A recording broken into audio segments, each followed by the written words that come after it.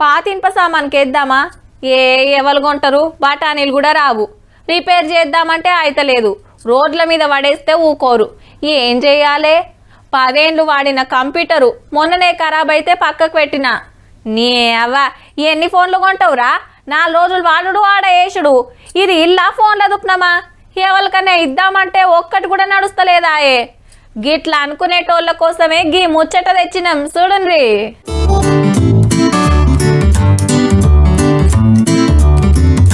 పాత ఫోన్లు, ల్యాప్టాప్లు, కంప్యూటర్లు, టీవీలు, ప్రింటర్లు, బ్యాటరీలు, ఛార్జర్లు, వైర్లు, బోయిర్లు ఏది ఉంటుంది మున్సిపాలిటీ వాళ్ళు పట్టుకపోవుడే.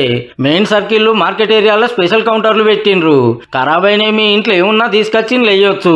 అట్లనే అపార్ట్మెంట్లు గేటెడ్ కమ్యూనిటీలో సుధా పెడతారు బయట వారేయకూరని. చెత్తలు కలిపేసి మున్సిపాలిటీ ఆటోలో కూడా వేయొద్దటుల్లా.